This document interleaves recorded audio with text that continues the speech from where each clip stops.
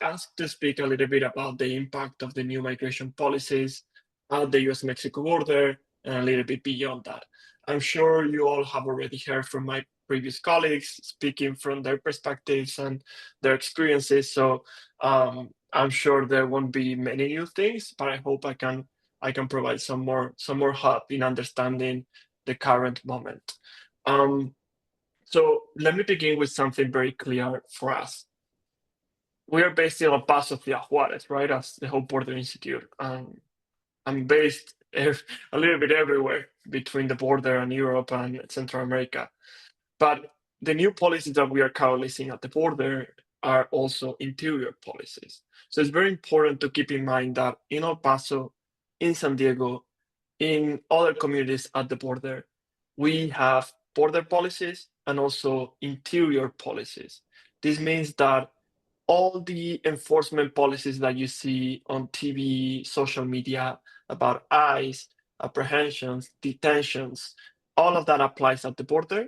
With the extra component that at the border, we also have the asylum policies to access asylum at the US-Mexico border, or right now to prevent the access of asylum at the border, the militarization of the border, the border wall construction, and other policies that apply to border areas because we live in a 100-mile zone from the international border. So this is very important to keep in mind because we have all the good and the bad from the interior, plus all the good and the bad from the border policies. So probably you have seen a bunch of executive orders, you are following the news, you are informed, and perhaps it looks very chaotic. And it's chaotic itself. So the way we are understanding all the executive orders coming from this second Trump administration since day one is the following. The orders pursue basically 5 goals, in our opinion. The first one is to end asylum at the US-Mexico border. It's not to delay asylum, it's not to put people in other procedures or programs, it's to end asylum, literally, which is something that Congress never mandated to this administration, but they are trying to do it. The second one, what they are trying to do is to expand the people who might be a target for deportation. That's why we have seen the revocation of temporary protected status for people from Venezuela and Haiti. That's why we have seen an attack to people who entered with CBP-1, and they are trying to revoke their parole, their status. That's why you have seen multiple policies that are basically trying to strip people from their status so they can be targeted for deportation and they can meet their numbers. The third goal is to basically expand capacity and detention capacity as well. They are trying to open new family detention centers or reopen the ones that were already closed. They are trying to get more money for detention. They are trying to get more money for deportation. The fourth goal is to basically prevent people from arriving at the US.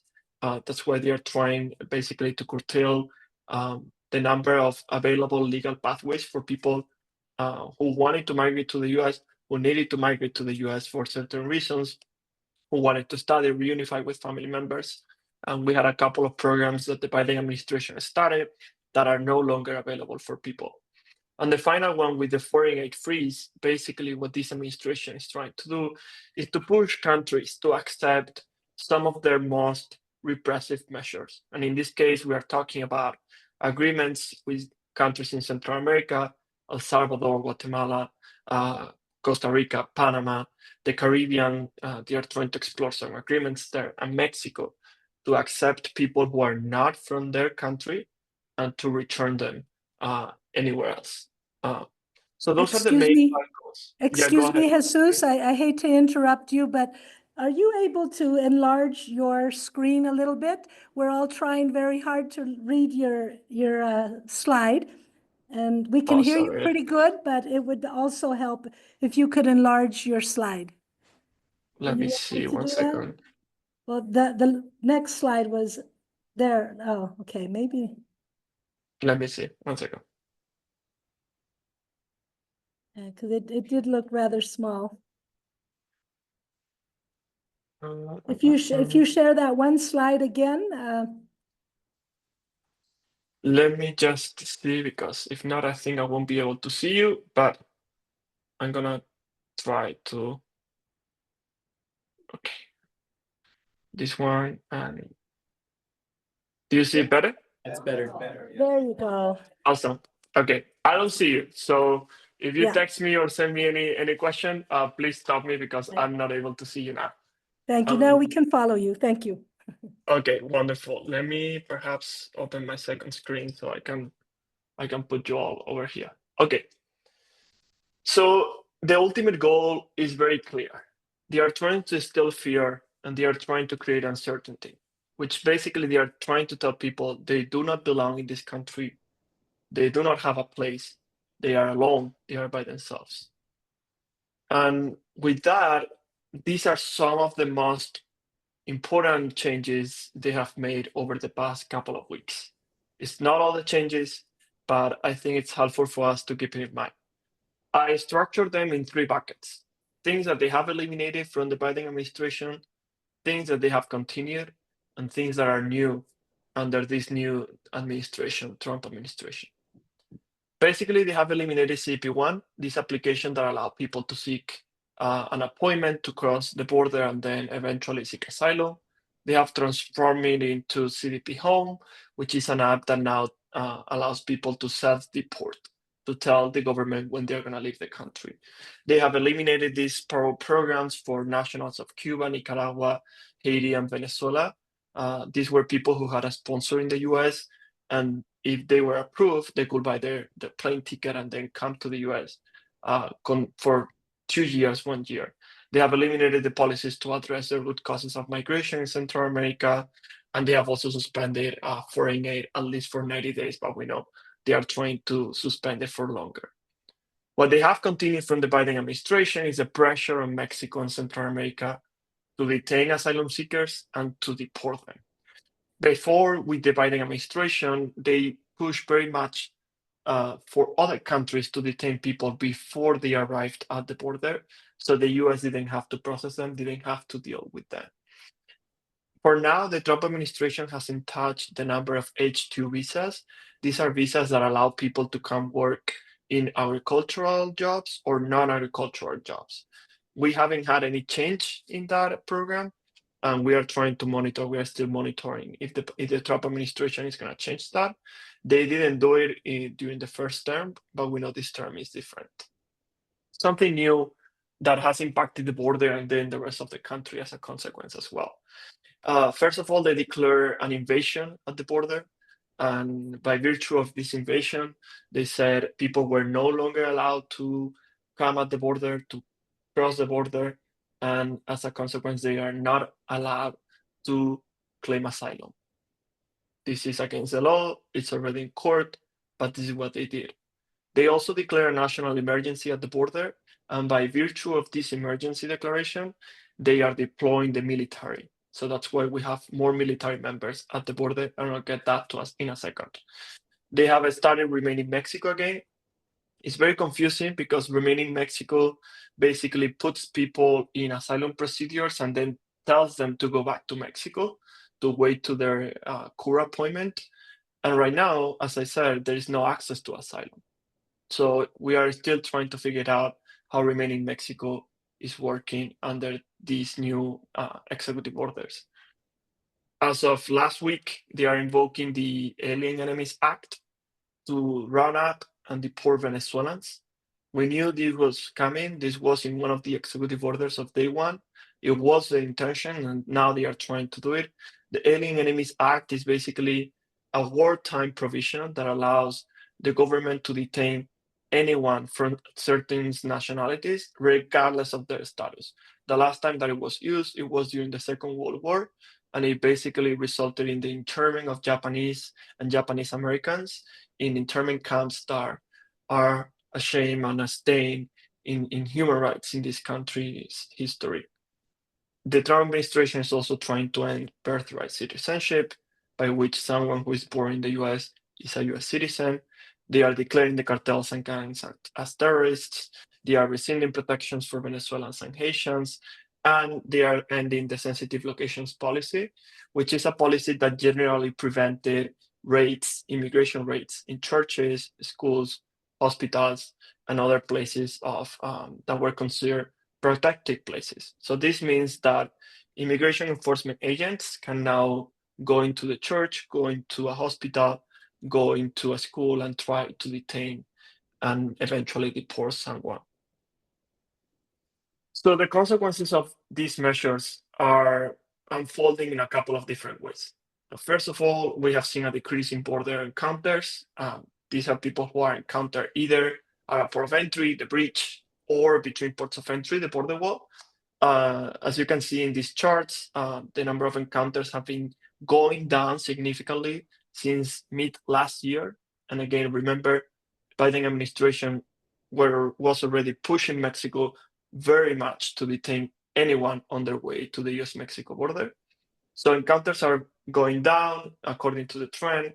Also encounters of people in ports of entry are going down because CBP1 no longer exists, so people cannot go to a port of entry with an appointment. At the same time, encounters in Mexico are going up, which means that people are being stranded in Mexico. So the fact that we don't see people at the border doesn't mean that people are still not trying to seek asylum, to seek protection. People still need protection, and they still need and deserve safety. However, they are stranded in Mexico. We are currently monitoring with our partners in northern Mexico and southern Mexico, and we have seen a lot of people who, after the end of CP1 and with these new asylum provisions, they are no longer able to seek asylum in the US. They are trying to find alternatives. Some of them are staying in Mexico applying for asylum there. The process does not work for many people. Many other people cannot stay in Mexico because it's too dangerous for them. They have been kidnapped once, twice, so they are trying to find other alternatives. And some other people are even giving up and they are going back to their countries, even if that means going back to danger, going back to potentially death.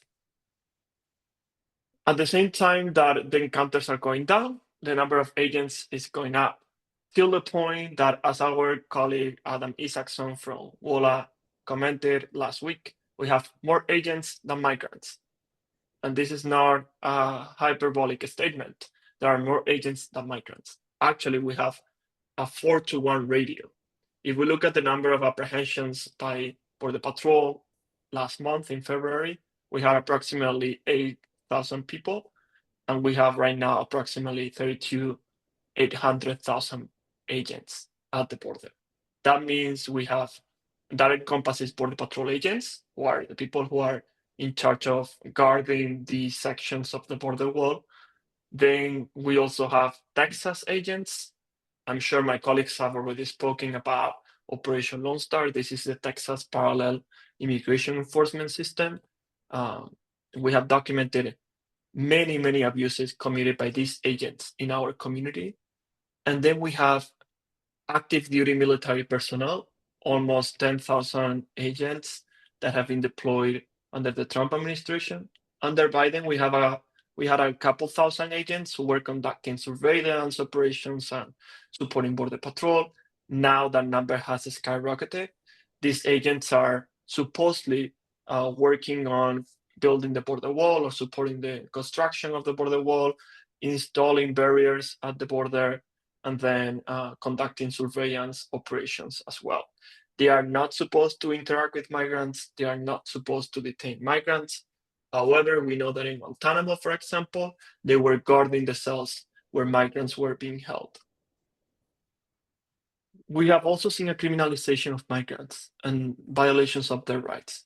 In our community, for example, these two neighbors, two siblings, they were going to work. They entered the US as unaccompanied minors. They are still seeking asylum. They have active cases, which protects them from eventual deportation. However, ICE detained them and they put them into detention for almost 2 weeks with no explanation of what was happening to them or why. And they were released after 2 weeks, but the consequences and the trauma for many of them are horrible. And thankfully, our colleagues at Estrella El Paso, as well as our colleagues in Las Americas, are representing many of these folks, trying to get them out of detention, trying to protect their rights.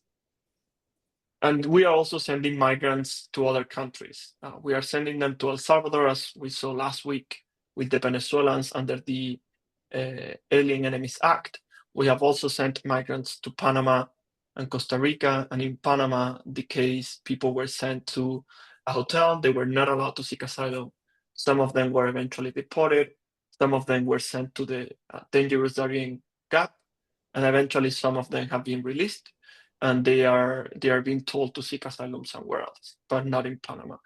This group of people includes persecuted Christians, for example, from Iran, includes Chinese nationals who are fleeing the government, includes Afghan nationals who have supported the US or are fleeing the Taliban regime. So these are the people the US is also deporting to other countries without access to protection, access to asylum directly from the border. So how can we analyze this moment? Because it seems it's a lot happening at the same time. It's very confusing. It's very illegal at times. It's very inhumane most of the times, if not all. So I want to provide you with a quick brief on our rule, the rule of the three L's, legality, logistics, and leadership. Depending on these three things, we can determine how the policies are working and what we can do as a community, how we can come together to take action and protect our neighbors and stand with them. So let me begin with the first one. So probably most of the things that you have heard, you're probably saying, well, that's illegal. That's not possible. That's not right. And you're right. Some of these things, or many of them, are illegal. So the first thing we need to ask ourselves, is this rule legal? Has it been taken to court?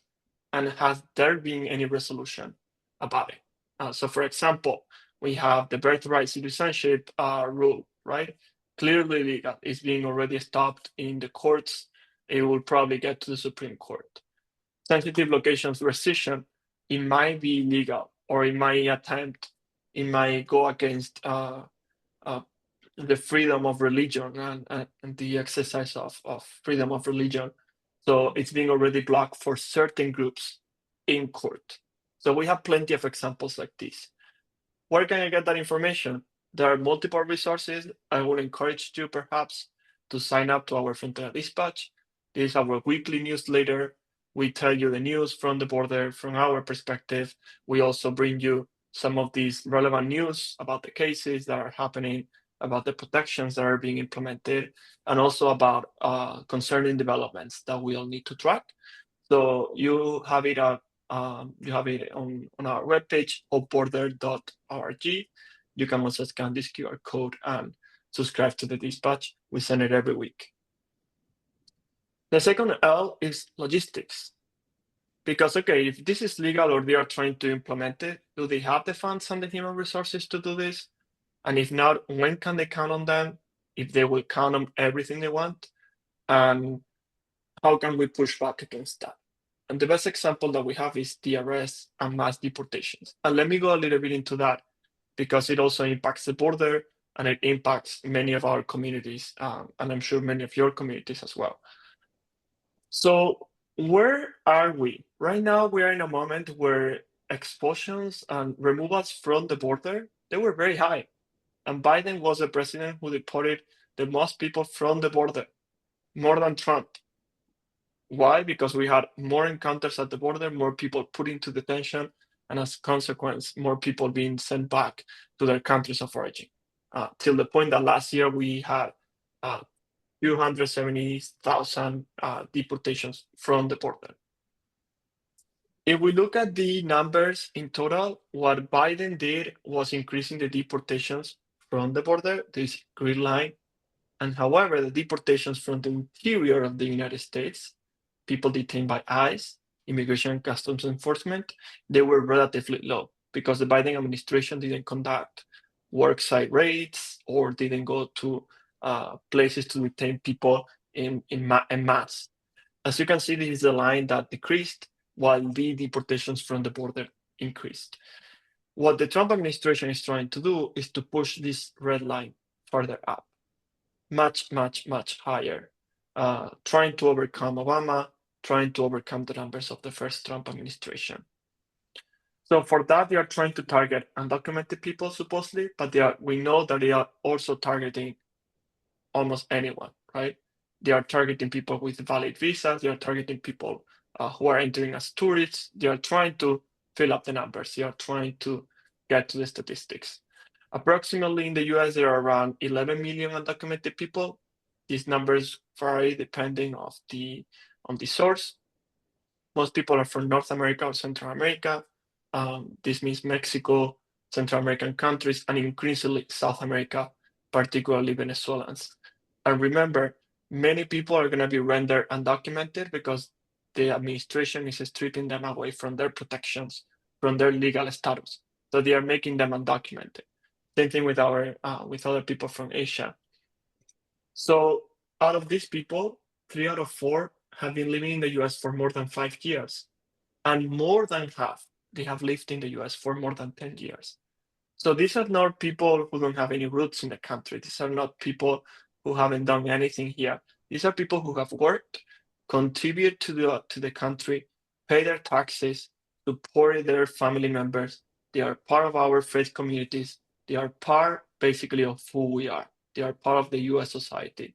And they've been part of the US society for a very long time. 4.4 million children who are US citizens have at least one undocumented parent. So the risk of family separation is very, very high. People, undocumented parents can be detained, and as a result, they might be separated from their children or put into the decision of deciding whether their US children will go with them or not. So we're talking about the potential of tearing families apart. And in our community in El Paso, at least 52,000 people are documented. We know this estimate is low, and we know for sure there are more people, but this is the best number that we have to this date. So 52,000 people in our community would be targeted and deported. People who have been living here for decades, in many cases. And in the case of El Paso, many of them are Mexican nationals, people who cross the border when the border didn't even exist. Undocumented migrants are essential for our communities and for the economy. They paid almost 100 billion in taxes in 2022. We're talking about a lot of money they are paying without getting any benefits, because undocumented people don't qualify for most benefits. And per states, Texas is one of the states with the most undocumented people. So we have a lot to do in our community, in our state. From all this, and contrary to all the myths, most of them are working, most of them are paying taxes again. Only 3% of the working age undocumented people are unemployed in Texas. And they are conducting essential work.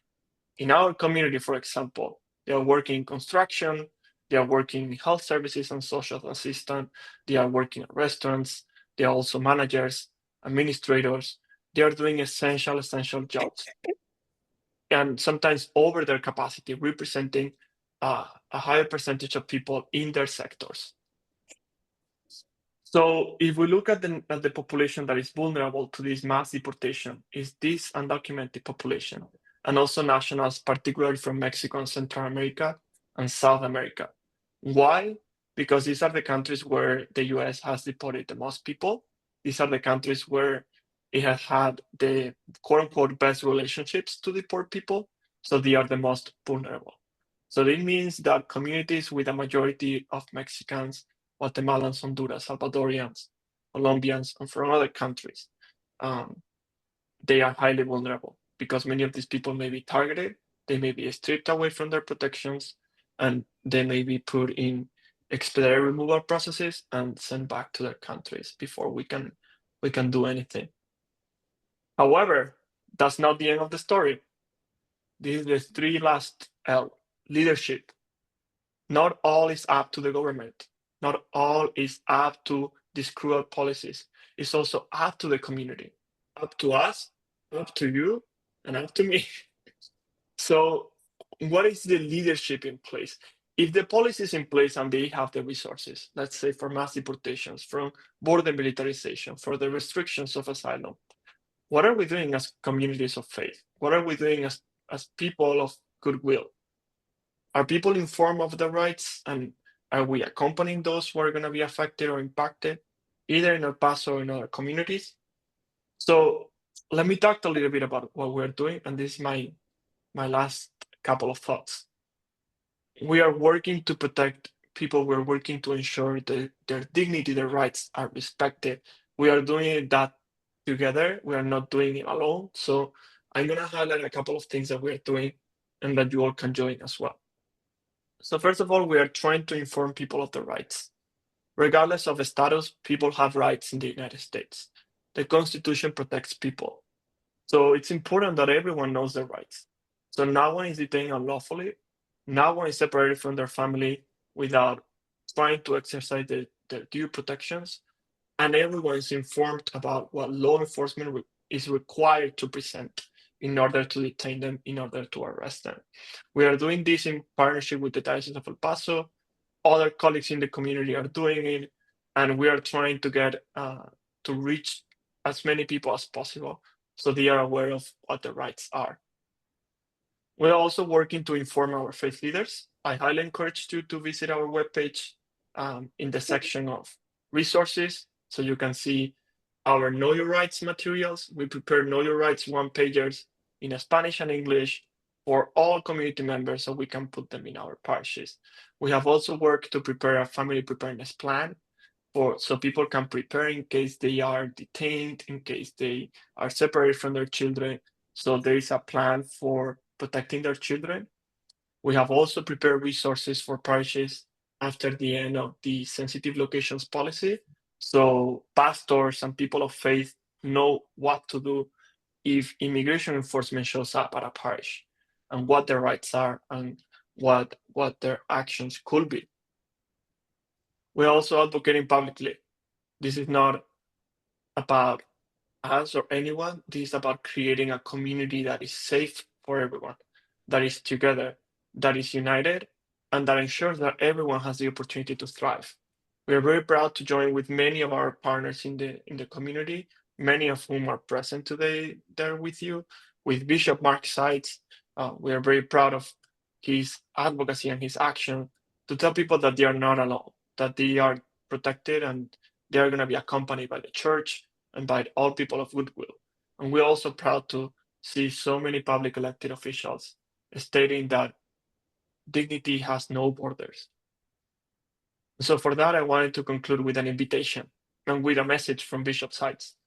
So Bishop, in an open letter to the community, he said that the hurt word and pain coursing through our community is real.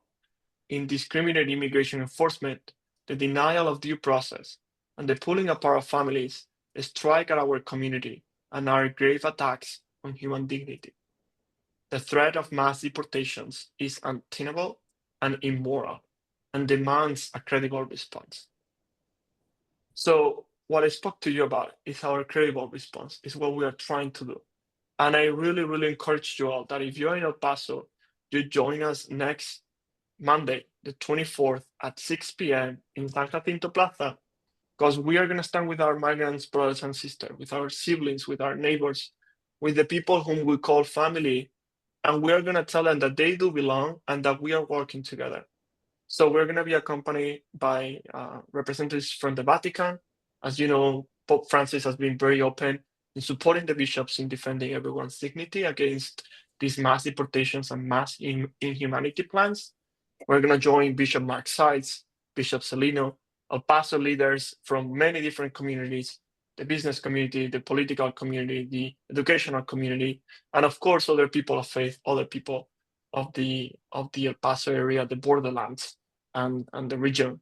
So please join us at 6 p.m. on Monday. Tomorrow, we're going to have a sign making party. So you can join us as well tomorrow at 6 p.m. for preparing the signs and preparing for the march. You can also volunteer. If you want more information, I'll be happy to do it. And I wanted to conclude by saying that as you probably are experiencing, as you probably know, because you are fronterizos, fronterizas, because you are there at the border. I had the honor of living at the border, and I had the honor of learning with people at the border. And I want to say very clearly, the border is more than the pain they want to inflict upon it. The border is community, the border is joy, the border is hope, the border is faith, And the border is an opportunity. And if we want solutions, we should look at the border and its people. The border is not a crisis. The border is a community that I would love more people to experience and live in. And with that, I'll leave it there, and I'll be very happy to answer any questions you may all may have.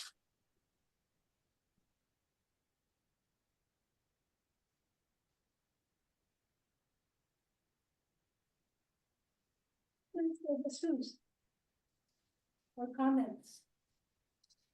Wonderful. Thank you so much. Very comprehensive. Will we be able to have a copy of your PowerPoint, Jesús? That, yeah, there was a lot of good information there that I think would take a little time to absorb. And so anyone who would like it, just let me know and we would forward it to you if you'd like that.